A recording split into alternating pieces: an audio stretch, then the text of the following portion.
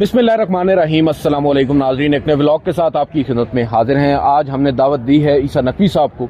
इनसे आज कुछ चीज़ें पूछेंगे और इनका तज्जिया मांगेंगे जो इस वक्त सियासी मंजरनामा बिलखसूस जजेस की इन फाइटिंग, जजेस के दरमियान जो इख्तलाफात हैं उनमें हर गुजरते दिन के साथ शिद्दत देखने में आ रही है। उसके बाद अब क्या सियासी मंजरनामे पर भी कुछ तब्दीली रोनुमा होती नजर आ रही है, इस बारे में ईसा नकवी साहब से बात करेंगे। दूसरी जानिब आपको मालूम है आज जहां पर हम इस वक्त मौजूद हैं सुप्रीम कोर्ट ऑफ पाकिस्तान, इसके बिल्कुल सामने शारा दस्तूर के ऊपर पहली दफा गो काजी गो के नारे लग चुके हैं। और ये नाज़रीन बड़ा ही एक तारीखी लम्हा है कि चीफ जस्टिस ऑफ पाकिस्तान जो इस वक्त अदल के ईवान में बैठे हैं, शारा दस्तूर के ऊपर चंद वकला खड़े होकर गो काजी गो का नारा लगा रहे हैं काले कोट पहनकर। इसका क्या असर हो सकता है, इसके क्या रिपरकशंस हो सकते हैं, इसके ऊपर भी बात करेंगे। ईसा नकवी साहब, थैंक यू, आपने आज वक्त दिया। मैं सबसे पहले तो आपसे ये जानना चाहूँगा, क्योंकि हम कई दिनों से ये बात कर रहे हैं, रोज़ाना की बुनियाद पर ही हम व्लॉग में ये बात करते हैं कि इस वक्त जजेस के दरमियान जो इख्तलाफात हैं वो अब महज इख्तलाफात नहीं रहे, अब वो बाकायदा तौर पर एक सर्द जंग या एक लड़ाई की शक्ल इख्तियार कर चुके हैं। और फिर जब हम एक रोज़ ये बात करते हैं उससे अगले रोज़ एक बड़ी गवाही आ जाती है उसके हक में। कभी चीफ जस्टिस रजिस्ट्रार को 9 सवालात देते हैं, कभी रजिस्ट्रार चीफ जस्टिस को जवाब देते हैं, कभी चीफ जस्टिस काजी फायज ईसा मंसूर अली शाह साहब को एक खत लिखते हैं जिसमें निशाना जस्टिस मुनीब अख्तर को बनाते हैं। आपने उस खत का भी जायजा लिया, उसके ऊपर भी हम बात करेंगे। आपको क्या लगता है, क्योंकि आप हमसे पहले सहाफत के शोबे से मुंसलिक हैं, यहाँ पर आप शहर इक़्तिदार में घूमते फिरते हैं, देखते हैं, क्या पहले आज से ऐसा कभी हुआ है कि सुप्रीम कोर्ट ऑफ पाकिस्तान इस कदर खबरों की महवर बनी हो? मैं सिर्फ केसेस की हद तक बात नहीं कर रहा, केसेस तो यहाँ पर बहुत बड़े बड़े आए हैं, मगर जो जजेस के दरमियान इख्तलाफात हैं इस कदर सामने आ जाएं, आयां हो जाएं, जहाँ पर हम देखेंगे चीफ जस्टिस काजी फायज ईसा वो अक्सरियत खो दें। इसका असर तो होगा ना सियासी मंजरनामे के ऊपर भी, वो जरा बताएं। देखिए अदील, पहले तो आप अपनी तस्हीह कर लें। आपने कहा इसे सर्द जंग, सर्द जंग ये नहीं होती।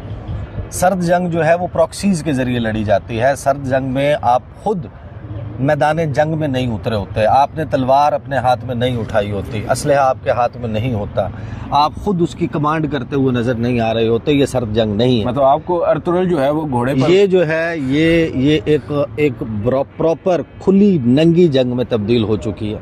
इसको आप सर्द जंग मत कहें। सर्द जंग ये होती अगर काजी फायज ईसा साहब के जो करीबी समझे जाने वाले सहाफ़ी हैं वो ज़राए से ये बता रहे होते कि काजी साहब के दिमाग में ये चल रहा है, काजी साहब ये कह रहे हैं, वो काजी साहब भी बता सकते। मंसूर अली शाह के करीबी जो सहाफ़ी हैं वो ज़राए से ये बात कर रहे होते। यहाँ पर दोनों अशख़ास अपने नाम से अपने दस्तखत के साथ चीज़ें लिख रहे हैं। बरमला काजी फायज ईसा साहब को वन मैन शो कहा गया, उनको गैर जमहूरी कहा गया, उनके ऊपर तनकीद की गई, और फिर जवाब में काजी फायज ईसा ने जस्टिस मंसूर अली शाह को मिस्टर शाह कह के जो कुछ लिखा है, जस्टिस मुनीब अख्तर के बारे में जो कुछ लिखा है, ये सर्द जंग नहीं होती। और जब जंग खुली हो जाए, आमने सामने हरीफ आ जाए, तो फिर ये नहीं हुआ करता कि स्टेलमेट हो जाए, फिर हुआ करता है नतीजा।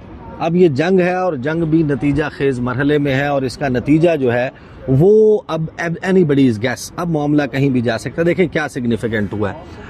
आपको याद होगा, अब आपने कहा जाहिर है कि ये गैर मामूली तो है लेकिन अनप्रेसिडेंटेड नहीं है जो आज अदालत के सामने हुआ। ये काजी फायज ईसा के दौर में काजी फायज ईसा की अदालत के सामने पहला वकला का नारा है। इससे पहले जो नारे लगे हैं, उमरता बंदयाल को के हवाले से भी यहाँ पर एक एहतजाज हुआ था, आपको याद है, लोग फलांग कर यहाँ पर रेड जोन में आ गए थे, मलेशिया पहने हुए थे, यहाँ पर तकारीर हो रही थी, और हम लोग उस कमरा अदालत नंबर 1 में मौजूद थे, वहां पर आवाजें आ रही थी। तो जो वहां पर उस वक्त हो रहा था, उसके बाद आप देखें कि जो उमरता बंदयाल हैं वो फिर जुडिशियल रिस्ट्रेंट करते रह गए। ये जो प्रेशर जब डेवलप हो जाता है, इसकी सिंबॉलिक सिग्निफिकेंस बहुत ज़्यादा है। ये जो आज यहाँ पर कोर्ट के सामने हुआ है, अदालत के सामने सुप्रीम कोर्ट ऑफ पाकिस्तान में शारा दस्तूर पर, ये तादाद नहीं मैटर कर रही थी, और तादाद ज़्यादा थी भी नहीं। मतलब आपने जाके देखा, आपको लगता है कि यार ये तो बिल्कुल ही जिसे कहते हैं कि मतलब मीडिया के लोग ज़्यादा थे, वकला कम थे। नहीं, वकला खैर मीडिया से तो ज़्यादा ही थे, लेकिन मीडिया की गाड़ियाँ, लेकिन आप नहीं तो गाड़ी, अब एक गाड़ी को अब आप अगर 10 सहाफ़ी की तस्वुर कर लें तो फिर ठीक है, आपकी बात ठीक है, लेकिन तादाद में जाहिर है कि वकला ज़्यादा थे, मीडिया जाहिर है कि उनके प्रोपोर्शन में कम था।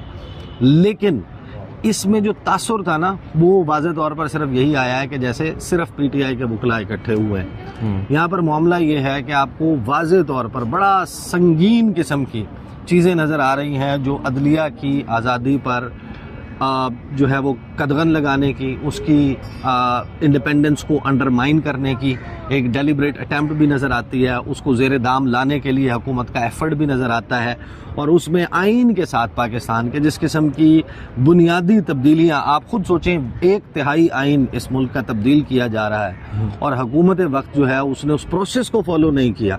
किसी बंदे को कानो कान खबर नहीं हुई, भेड़ बकरियों की तरह उनको बांध कर रख दिया गया कि इन्होंने बस सिर्फ यस कहना है। तो ये इसके ऊपर दस्तखती खत का यहाँ पर कहा जाता है, वहाँ पर भी दस्तखती कुछ है। हाँ, इसके ऊपर जो है वो बाकायदा मेरा ख्याल है कि अगर वकला जो हैं वो, ये तो वकला और लीगल फ्रेटर्निटी जो ज्यूरिस्ट हैं, इन सब का जो है वो मामला है। और मेरा ख्याल है कि शायद मीडिया का भी और पाकिस्तान के आम बंदे का भी ये मामला जो है उसी तरीके से है कि अगर ये सारी तब्दीलियाँ इस तरीके से होनी है, इस मुल्क के ज़ाब्ते जो हैं वो इस तरीके से तब्दील होने हैं, इस मुल्क का जो सोशल कॉन्ट्रैक्ट है वो इस तरीके से तब्दील होना है, तो फिर तो आप चला लें फिर ये मुल्क किस तरीके से। ऐसे तो नहीं, ये तो बड़ा ही नॉन सीरियस तरीका है।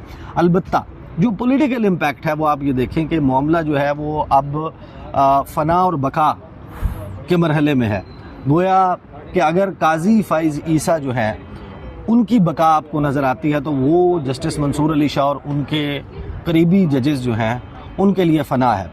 फिर अगर काजी फ़ाइज़ ईसा प्रिवेल करते हैं, मुझे तो ये अब साफ नज़र आ रहा है कि काजी फ़ाइज़ ईसा साहब ने जो ख़त लिखा था रजिस्ट्रार को और मीडिया को, उसको डेलिबरेटली लीक किया, और उससे पहले डिप्टी रजिस्ट्रार और रजिस्ट्रार की कम्युनिकेशन है वो जिस तरीके से मीडिया को लीक की गई, डेलिबरेट लीक की गई, उसका जो 9 सवाल हैं उन 9 सवालों का मतमय नज़र ये था कि उसमें ये साबित किया जा रहा था कि जो 8 जजेस हैं, जो फुल कोर्ट है उसके 8 जजेस, मेजॉरिटी जजेस, उन्होंने मिसकंडक्ट किया है। जब आप मिसकंडक्ट का लफ्ज़ इस्तेमाल करते हैं तो उसका क्या मतलब होता है? उसका मतलब ये होता है कि आर्टिकल 209 और सुप्रीम जुडिशल काउंसिल रेफरेंस, जज को मिसकंडक्ट का मुर्तकिब करार देना। एक तरफ ये है, फिर जस्टिस मुनीब को चार्जशीट किया गया, उसमें भी कंडक्ट के हवाले से बड़े संगीन सवालात मौजूद हैं। लेकिन फिर आप दूसरी तरफ देखें कि ये पाकिस्तान की तारीख़ में मेरा ख्याल है पहली मरतबा है कि 2 सिटिंग जजेस ऑफ द सुप्रीम कोर्ट को सुप्रीम कोर्ट का फुल कोर्ट क्या करार दे रहा है? ऑब्स्ट्रक्शन ऑफ जस्टिस, यानी कि इंसाफ, अदालत की कार्रवाई में खलल डालने के मुर्तकिब। फैसला दिया है, राय नहीं दी, ऑब्जर्वेशन नहीं है, रिमार्क्स नहीं है दिए हुए, फैसले में लिखा हुआ है जस्टिस उमीनुद्दीन खान और जस्टिस नईम अख्तर अफगान कि इन 2 अशखास ने इंसाफ की राह में हाइल हुए हैं, रकावट बने हैं, इन्होंने डिस्पेंसेशन ऑफ जस्टिस और कोर्ट प्रोसीजर को डिसरप्ट किया है। ये परफेक्ट रेफरेंस मटेरियल है। यानी मैं इस बात पर पुर यकीन हूँ कि अगर इस एपिसोड के इख्तिताम पर, जिसका नतीजा जो है 25 अक्टूबर को अनाउंस हो जाएगा, रिजल्ट का दिन जो है वो 25 अक्टूबर, मुझे तो लग रहा है अक्टूबर के पहले हफ्ते में ही हो जाएगा। हाँ, टू सम एक्सटेंट आप कह सकते हैं, लेकिन आपको पता है कि ये जो स्वॉर्ड ऑफ डेमोक्रेसी है ना, ये लटकती रहती है। तो ये 25 अक्टूबर जो है वो जब गुजरेगी, आईने पाकिस्तान ये कहता है कि काजी फ़ाइज़ ईसा ने घर जाना, और वो आईने पाकिस्तान जो काजी साहब के दोस्त बनाना चाह रहे हैं वो ये कहता है कि काजी साहब ने रहना है। अगर काजी साहब ने रहना है तो फिर मुझे ये नज़र नहीं आ रहा कि मंसूर अली शाह और उनके साथियों ने रहना है। यहाँ पर कोर्ट उस पोजीशन पर पहुंच चुकी है, और अगर मंसूर अली शाह ने रहना है, काजी साहब तो रिटायर हो जाएंगे, असल आर या पार 25 को। हाँ, कि काजी साहब तो रिटायर हो जाएंगे, लेकिन जो उनके हमनवा हैं, जो उनके हम ख्याल, उनमें कम से कम 2 लोग ऐसे हैं जिनके बारे में अब सुप्रीम कोर्ट का फुल कोर्ट ये कह चुका है कि ये साहिबान है। और आप सुप्रीम कोर्ट के जजेस को अगर इस संगीन मिसकंडक्ट का फैसले में करार देते हैं तो इसका मतलब यह है कि they are gone. I do not see a reason के why they would be still the justices of Supreme Court of Pakistan. ऐसा ये मुझे नज़र नहीं आता। तो दूसरी तरफ हुकूमत देखें ना, जो जोर लगा रही है, हुकूमत को भी अपनी बका इसी में नज़र आ रही है। आज मैं देख रहा हूँ कुछ खबरें चलवाई जा रही हैं कि नहीं जनाब सब अच्छा है, सब अच्छा की रिपोर्ट है, हुकूमत 5 साल कहीं नहीं जा रही। आप यकीन माने कि मैंने हमेशा जो 19-20 साल में अपने सहाफ़ती तजुर्बे में देखा है कि जब ये खबर करवाई जाती है ना कि हुकूमत 5 साल कहीं नहीं जा रही, तो दाल में कुछ काला जब ये खबर करवाई जाती है ना कि हम 5 साल पूरे करेंगे, जिस दिन मरियम नवाज ने खड़े होकर ये बात की, जिस दिन शहबाज शरीफ ने इससे मिलती जुलती एक बात की कि 5 साल पूरे करेंगे और हम ये पूरा नहीं होने देंगे। उस दिन से बाकायदा क्यों पेश है आपको द वेरी फैक्ट कि आपको ये कहना पड़ रहा है कि 5 साल पूरे करेंगे, इसका मतलब यह है कि दाल में कुछ काला है, और कहीं ना कहीं 5 साल पूरे ना करने देने के लिए एक साजगार मैदान माहौल हमवार हो चुका है। ये ख्वाजा आसिफ साहब को जो है वो कोई वही थोड़ी इल्हाम थोड़ी हुआ था। ख्वाजा आसिफ ने कहा कि हम सरगोशियां सुन रहे हैं इसी मेरी जो अंडरस्टैंडिंग है ना, इसके ऊपर अभी हम ऊपर भी बात कर रहे थे, ये सरगोशियां जो है ना ये हुकूमत खुद से ही कर रही है अभी तक। नहीं अब तो जाहिर है, अगर आप बगैर लाइसेंस के, बगैर नंबर प्लेट के, बगैर डॉक्यूमेंट के गाड़ी लेके नॉन कस्टम पेड आप एंटर होंगे पाकिस्तान के एक सिरे से, और आपके सर के ऊपर काजी साहब जैसा, या फॉर एग्जांपल चले मैं नहीं कहता, आई डोंट वांट टू से कि कोई एक साया जो है वो एक घना जो है वो बादल आपके ऊपर मौजूद नहीं होगा, तो आप किसी भी नाके पे पकड़े जाएंगे। बिल्कुल। तो ये पहले से शोर मचा देना, ये चोर मचाए शोर है, यही होता है ना। अब वो ख्वाजा आसिफ साहब के 99% रिजल्ट के ऊपर वो कितने हजार वोटों से पता नहीं हार रहे थे, 50-60 हजार से 70 हजार से हार रहे थे। आखिरी 1% में ख्वाजा साहब उनको क्रॉस कर गए।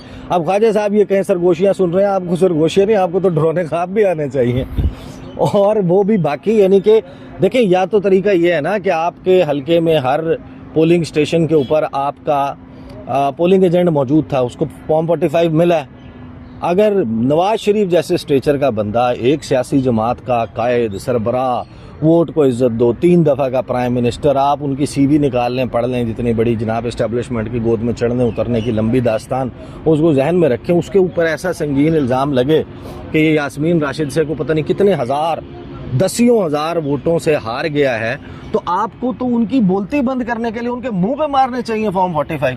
खत्म करें किस्सा, कहानी खत्म करें और साबित करें कि जनाब ये लोग झूठ बोल रहे हैं। लेकिन काजी साहब कह रहे हैं फॉर्म 45 डजंट मैटर। वो तो ठीक है ना, वो तो वो मोम की नाक है, आपको पता है, इधर मोड़ लें उधर मोड़ लें। यही केस दूसरा होता तो हमें यकीन है कि किस किस्म की ऑब्जर्वेशन आती है। ये बदकिस्मती है, यहाँ पर जो तासुर बन गया है और जिस किस्म की सूरत हाल है, कुछ चीज़ें तो बड़ी ऑब्वियस हो जाती हैं। They are coming out in such a bad taste. मतलब यानी कि एक होता है कि आपकी डिश भी पसंदीदा ना हो और फिर वो इतनी बदजायका बनी हो जिस किस्म की इस वक्त नज़र आ रही है, ये सूरत हाल है। और फॉर एग्जांपल मैंने, यानी कि मैं यकीन माने कि अदील, ये जो सारा मामला है ना, इसमें जब आप खुद से सवाल करते हैं, हम कोई भी शख्स जो है वो शायद अभी जो गुफ्तगू हो रही है हमारी, वो सारी प्री 25th सिनेरियो पर हो रही है या प्री अमेंडमेंट सिनेरियो पे हो रही है। लेट्स जस्ट अस्यूम ये जो तहरीक इंसाफ या इनके लोग बहुत ज़्यादा मुझे टेंशन में देखते हैं हम इनको कि यार इनके लिए शायद कोई मार्का जो है वो आखिरी मार्का है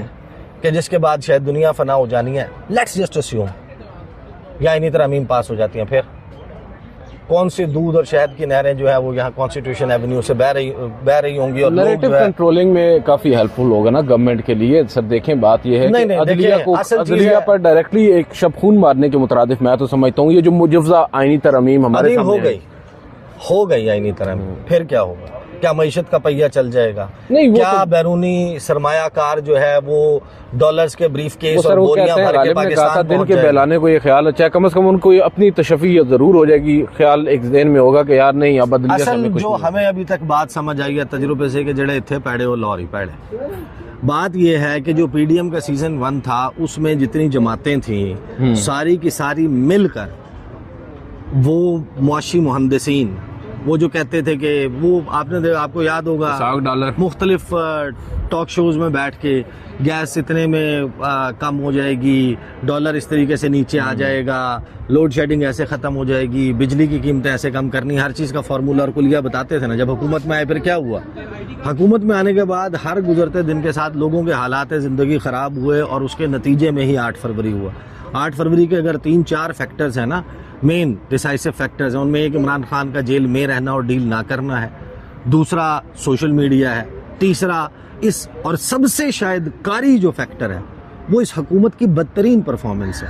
let's just accept that. Pakistan की तारीख में इतनी बुरी परफॉर्मेंस वाली हुकूमत तो आज तक नहीं आई ना। हमने अपने यानी कि जब हम यानी कि इन चीज़ों को खुद नहीं महसूस करते थे, we were not of age, हमने उस वक्त के वाक़यात अपने बुजुर्गों से और लोगों से सुने भी हैं, किताबों में पढ़े भी हैं, तज्ज़ियों में सुने भी हैं, हमने देखा है। और जो उसके बाद की स्टेज है उसमें हम अपनी आंखों से मुशाहिदा कर रहे हैं। मुझे तो नहीं याद कि इस किस्म के हालात जो हैं वो आपको नज़र आते हो। एक हुकूमत बनी हुई है जिसका ना वज़ीर दाखिला अपना ना वज़ीर ख़जाना। ये कौन सी हुकूमत होती है?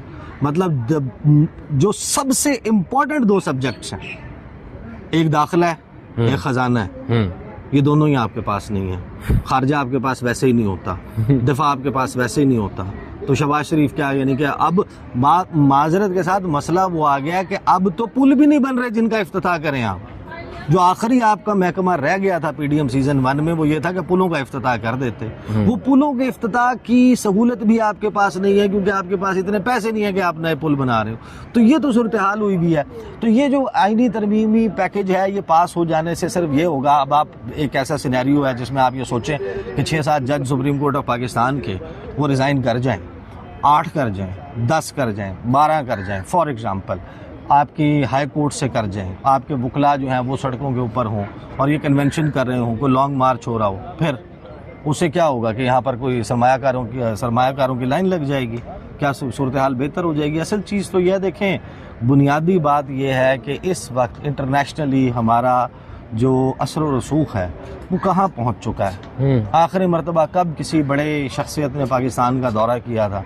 अभी आप करवाने लगे हैं SCO का जो हेड ऑफ गवर्नमेंट मीटिंग है, उसमें आप देख लें कि किस लेवल की पार्टिसिपेशन होगी, कौन किस लेवल का बंदा आएगा और कितने दिन पाकिस्तान में क़याम करेगा और क्या आपके साथ उनकी एंगेजमेंट और एग्रीमेंट्स होंगे। शहबाज शरीफ साहब अभी अक़वाम मुत्तहिदा जनरल असम्बली इजलास के लिए वहाँ पे मौजूद हैं। आप लिस्ट निकाल के देख लें, वो जो अबूरी वज़ीर आज़म है ना बांग्लादेश के, मोहम्मद यूनुस, आप उनकी मुलाकातों की फहरिस्त निकाल लें और फिर हमारे प्राइम मिनिस्टर की निकाल लें, आपको पता चल जाएगा कि हमें कितनी बुकत मिल रही है। सर हमारे पास टाइम भी तो नहीं है और हमारे यानी कि one of the most important people we actually met there was Mohammad Yunus himself, जो बांग्लादेश के अबूरी सरबराह हैं या रहनुमा हैं माशाल्लाह। तो वो हमारी जो वहाँ पर सूरत हाल बनी हुई है, ये $7 अरब के ऊपर कर्ज की पीते थे मैं और समझते थे कि हाँ रंग लावेगी हमारी फाका मस्ती एक दिन। ये पैसे ऐसे ये आ गए, ये तो प्लेटफॉर्म है ना। वो किधर गए $100 अरब जो आने थे? वो कब तक तेरी रह देखें है कामत जानाना, कब हश्र मुअय्यन है तुझको तो खबर होगी। है तो ये तो अब उन्हीं से कामत जानाना से पूछेंगे हश्र कब मुअय्यन है।